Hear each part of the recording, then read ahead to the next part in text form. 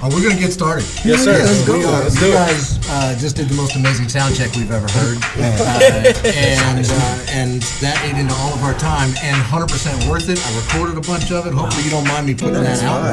That's awesome. Thank you.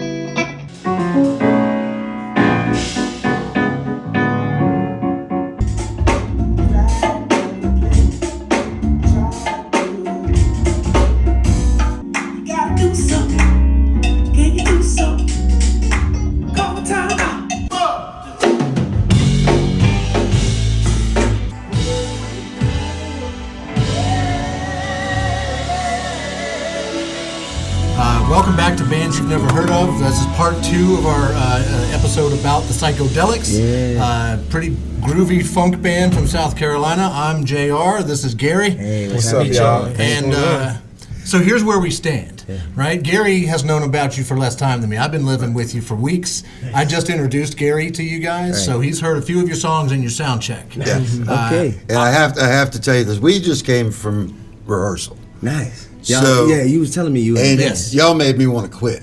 No, man. Let it be motivation. That song, the song you did, the sound check, it took me to church, man. It was that good. Thank you, man. We I appreciate can't that. give it any higher praise than that. Appreciate that. Was that an original song or was that a cover? That's a cover. Isley Brothers. Yeah. Isley Brothers. Isley Brothers. I had a feeling it was a cover. Yeah, from 1980. So we could write a book on what I don't know about funk and what you guys do. I mean, I'm typically like an alternative rock guy, right? So this is not like the genre of music I have grown up with. Wow, yeah. And as soon as I started listening to you guys, absolutely fell in love. I mean, the grooves are infectious. You can't help but move when you listen to it. And I'm just excited to be any part of your story. So maybe if you want to thank us when you win your first Grammy, that would be awesome. We'll thank you now. If you could just tell your social media fans that you were on this podcast, we'll take that. Yeah, man, absolutely. Last night I spent 2 hours watching The Psychedelics, the movie. Wow. So I'm not going to try to ask you guys a bunch of questions that you have already answered in that movie. Instead, I'm going to tell everybody to go watch that movie. It's only $8. And it's fantastic. Still in the deal. We'll Still clip in the that. deal. We'll tag it on the website. Cool, cool. Thank That'll you. be coming out. It'll be going on our website probably next week. Okay, So- awesome. Awesome. Yeah, we'll make sure to share that on all the socials. If we could we just go around the table and just do a real quick introduction? What's your name? What you play? Yeah, I'm Cam Westcott. I play bass and I sing lead vocals. Noah, I play keys. Chris, I play the drums. I'm Zion, I play guitar. Sean, I play drums and sing. My name's Whit. I play guitar. Awesome. Well, thank you guys. I have a whole list of questions. We may not get to them all. Okay, that's fine. Let's just. I'm going to get real specific, though. Yeah, let's do it. Fallen and I Can't Get Up. How does this line from a horribly memorable commercial from the 80s become such a funky, groovy song for you guys? How did that happen? Oh man, I remember the exact day. So the guys that filmed our movie, so that movie was a passion project by a guy that we've been knowing since we were, teenagers, Corey Schwartz, and we went over to his house to film a podcast that they were doing called The Grilled Cheese Show, and they were just starting it out.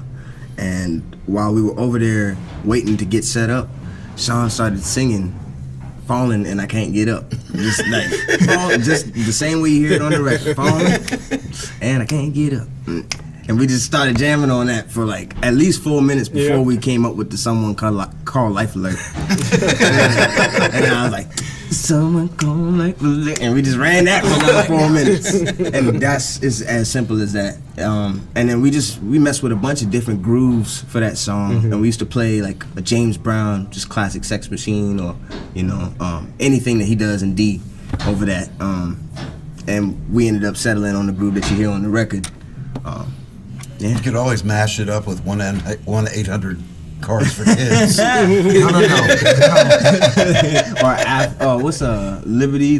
Oh, Liberty. Your songs are so positive. You guys are preaching love, taking Gary to church.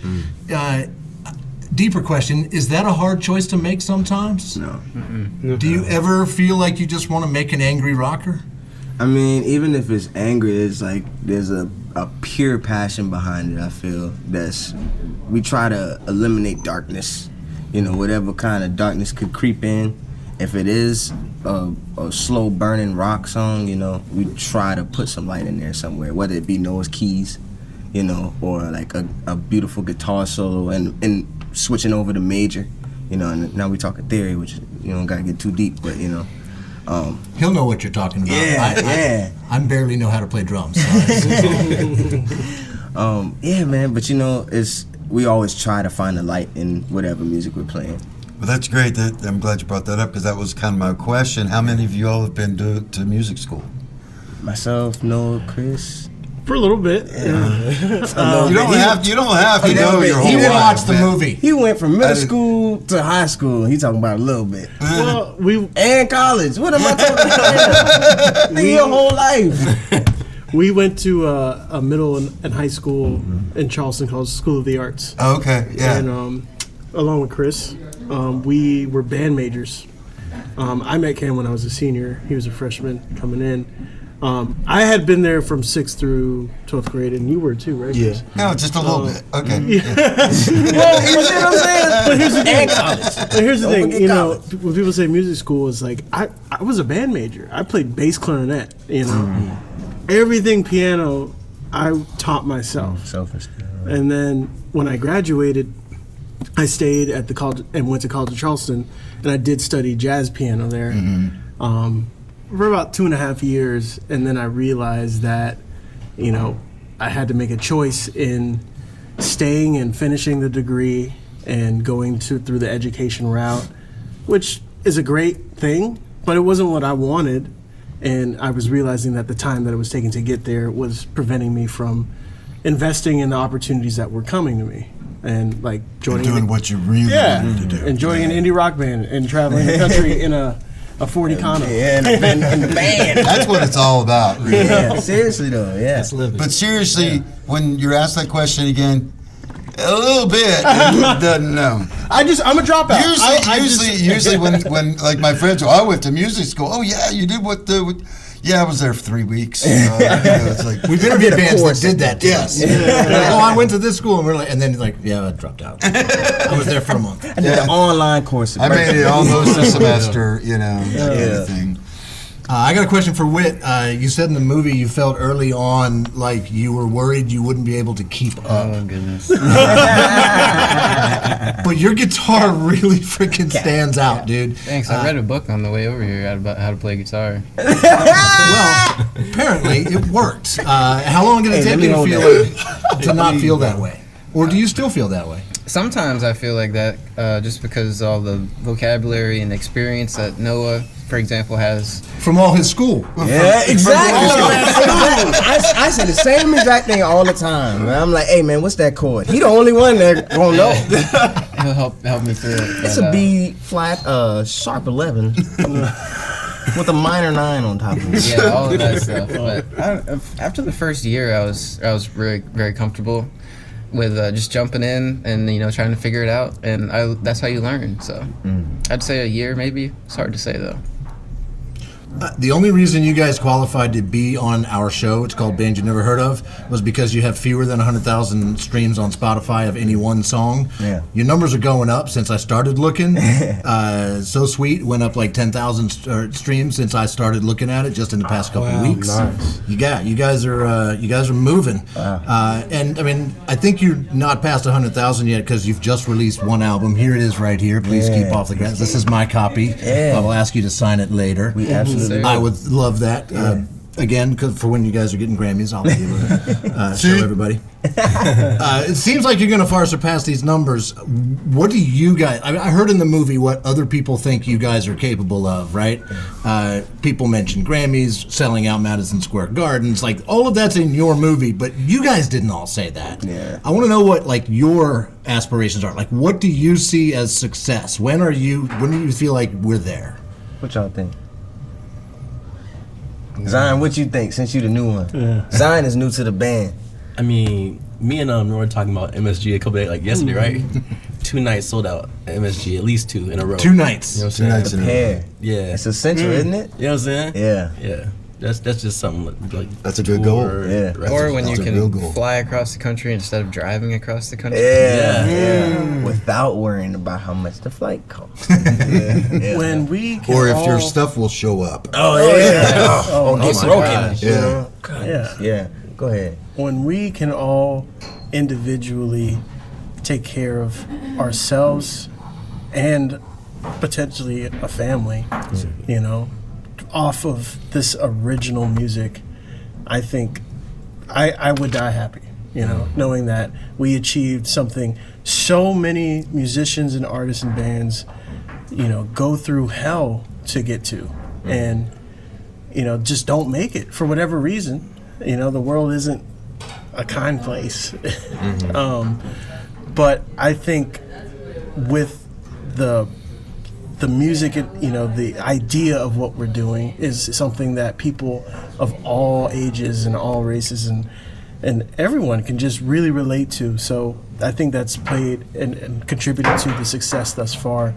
But I think when we can all go home with a little money in our pocket to take care of ourselves truly off of just this, off of just creating this music with each other, and then becoming a part of the fabric of American and Black American music, that's where it's at for me.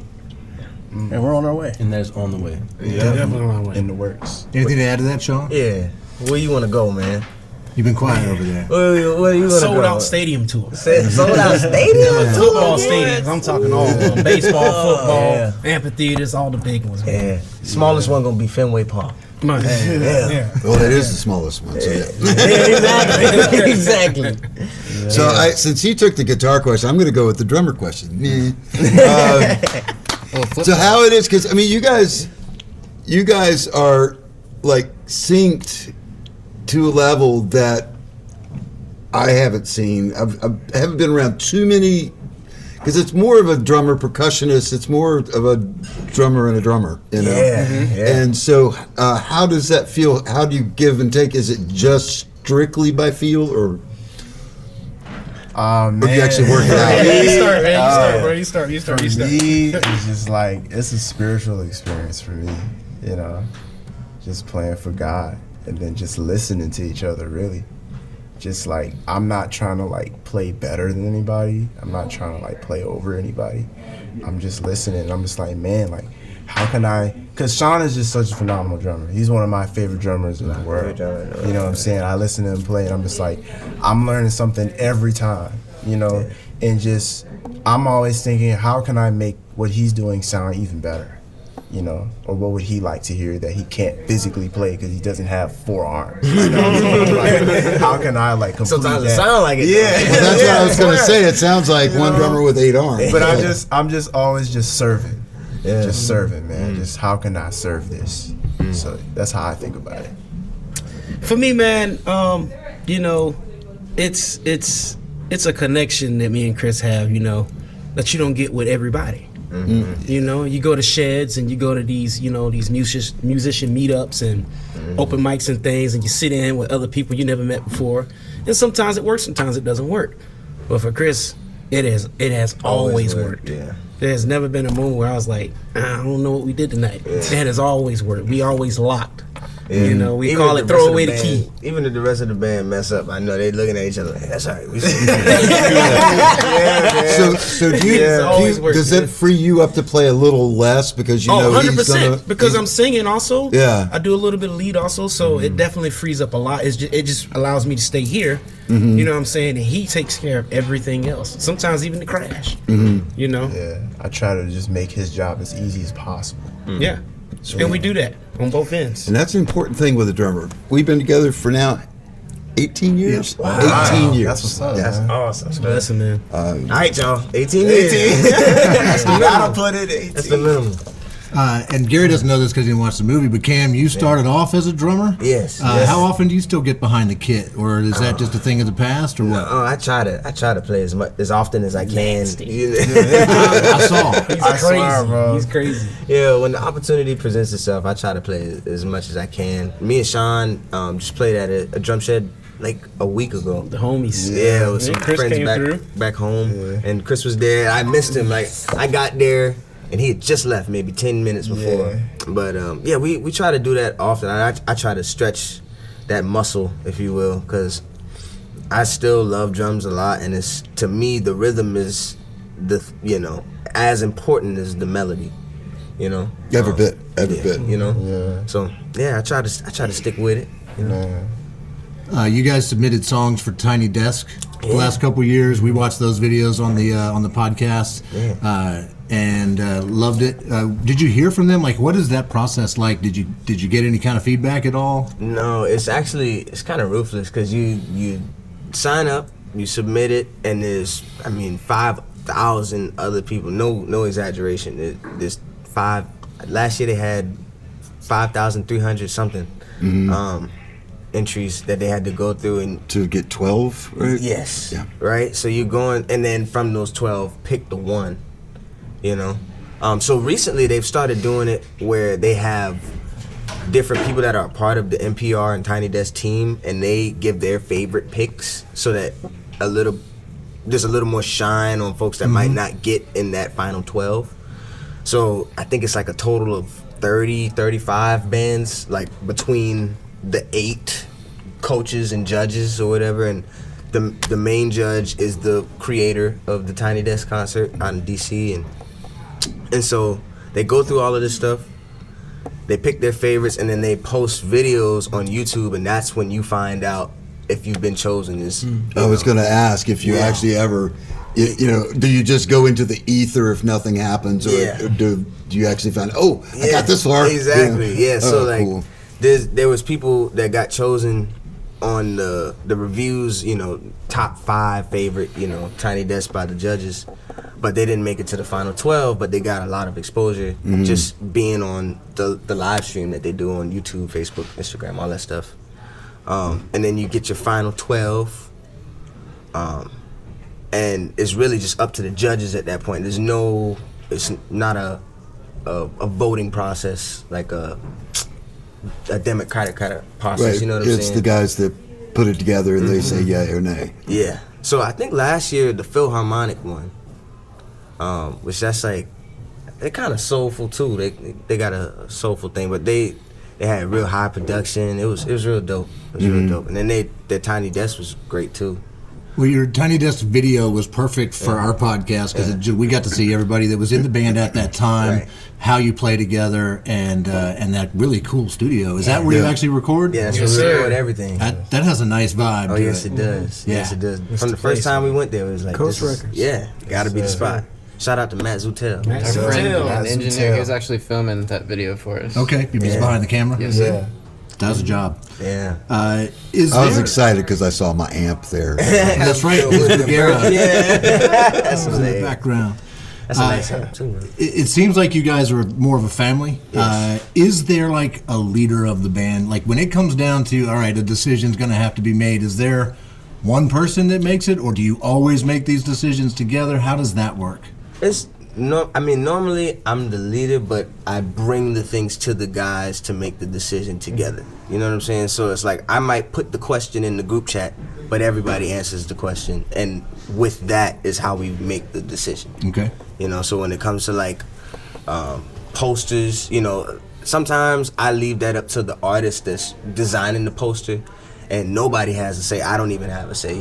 I just let them design, do their thing, and then I send it to the band, and I'm like, this is what so and so came up with. Right now we're working with Aaron Utterback, and he's been doing all of our graphics and all of our posters. He did our album cover. He does everything for us. But I'll send that to the group chat, and normally it's not even a matter of like, can we move this over and can we change this? It's, everybody's cool with it. It looks good. It shows everybody. It represents everybody. On our last New Year's poster, like I said, Zion just joined the band, and everybody got a little square, with their picture on it and their name by it. And to me, that was just so like monumental, because it's the representation. Even though he's new in the band, it feels like it's important to show everybody, as equally as often as we can, because we are a band. I get pushed out in the front, and I got pushed out in the front early on, just because when Sean couldn't make the gig, I would have to sing, So that's how I learned how to sing and play bass at the same time for the band. Was that uncomfortable for you, being out in front like that? Yeah, but I always wanted to, like, I used to imitate James Brown when I was like 3, 4, and my grandma used to be like, and now the hardest working man in show business, Cameron Westcott, and I come out with my little cape, tidy whities, So I always loved entertainment, show business. Look up to James Brown, Michael Jackson, Prince, Sly, all of the originators, George Clinton, and so while it was challenging, it was also like a cool challenge to take on. It's like, can I do this? Can I sing and play bass at the same time? Can I play and sing at the same time on a song that I wrote? Can I do it on a cover? Like, how many covers can I do?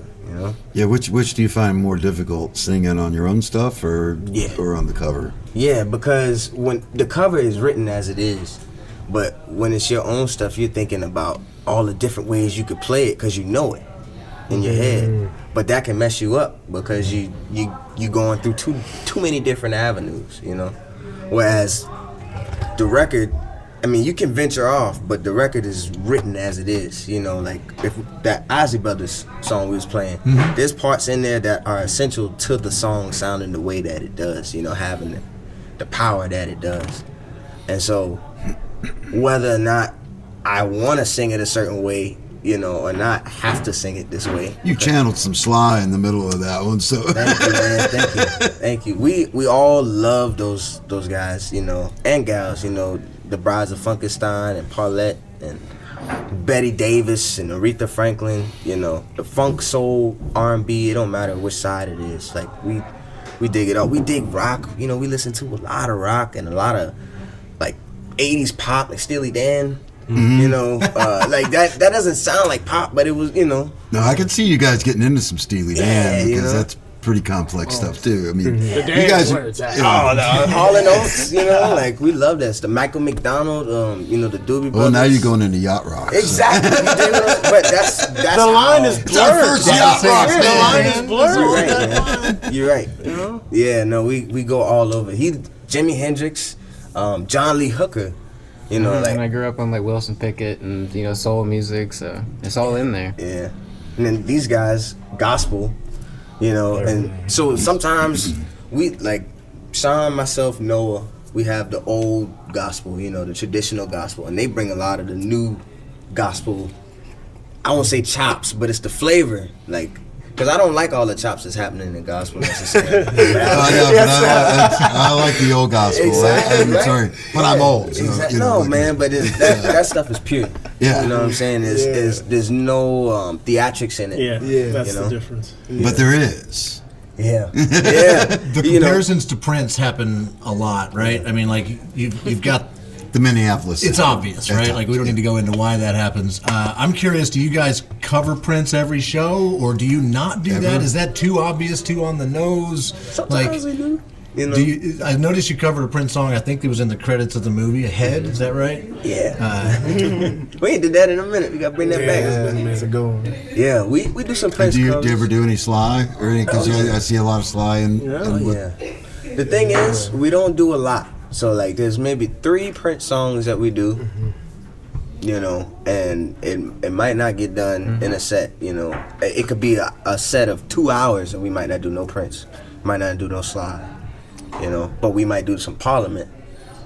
We might do some dramatics, what you see is what you get, Some Stevie Wonder. We honestly, we don't play a lot of covers of the artists that we look up to. It is too on the nose sometimes. Yeah.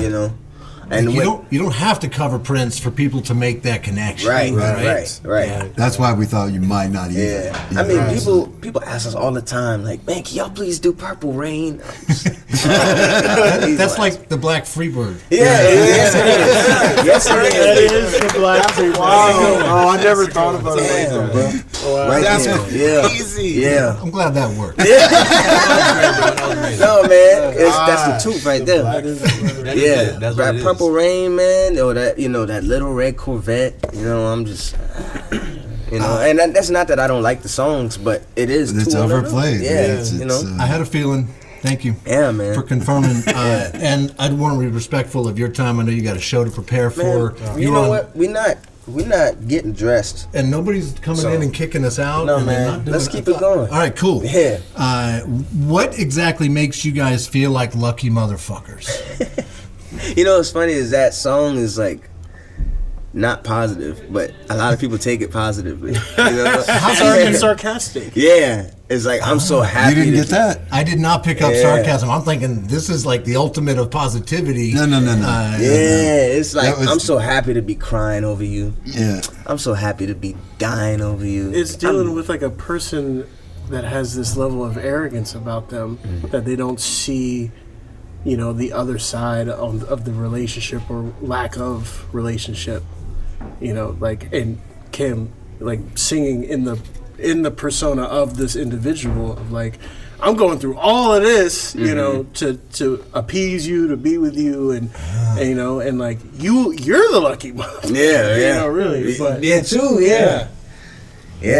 I mean, for 2 days I was going around at work going, I'm lucky motherfucker. Yeah, but that's the thing is I love that you had your an entirely different interpretation of that song that still made you drawn to it. You know, like because it didn't matter how you saw, you know, what perspective you saw it from. The song was good, you know, and you felt whatever was there, you know, you could relate to, whether it be positive or negative. Yeah. I presented it to Gary because I thought it was going to be his favorite, like it was my favorite song. Yeah. It was not his favorite song that I played for him on the show.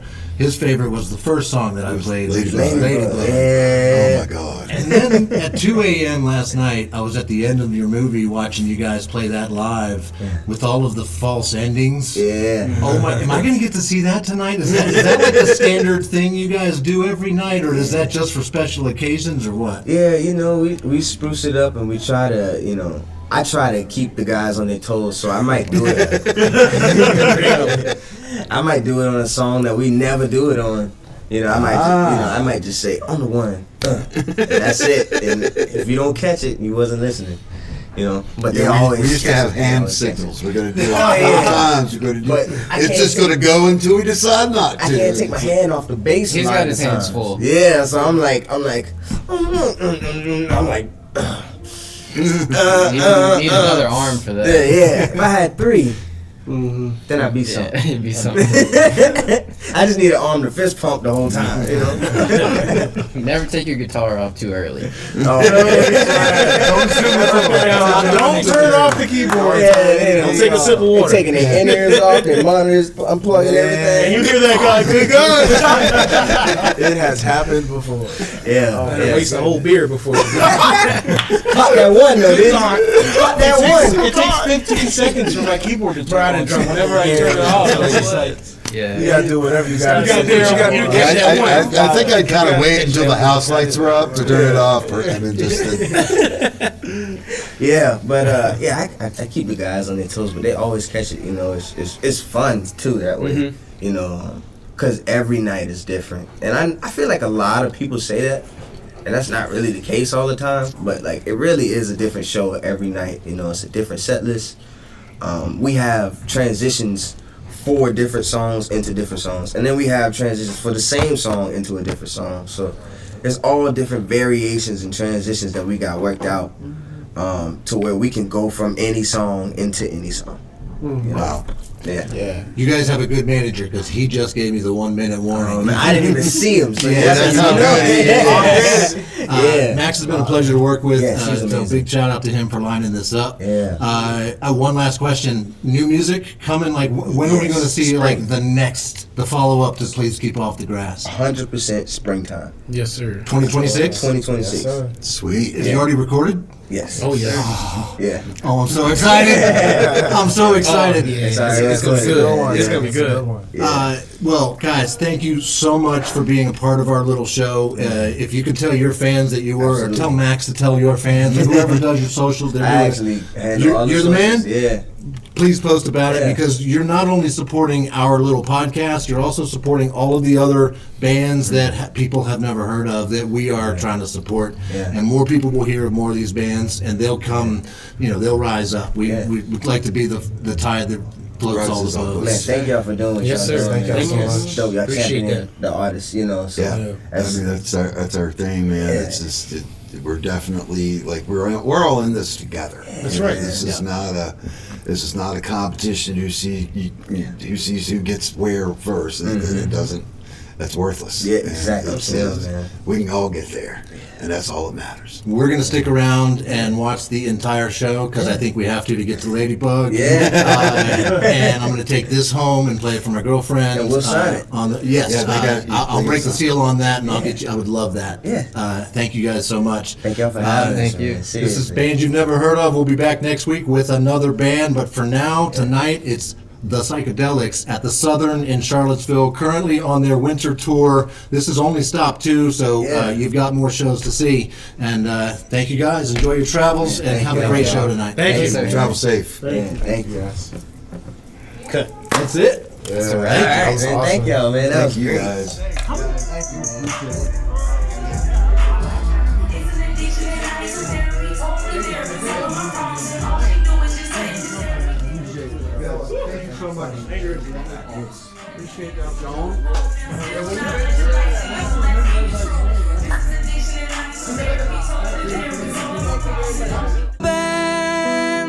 You've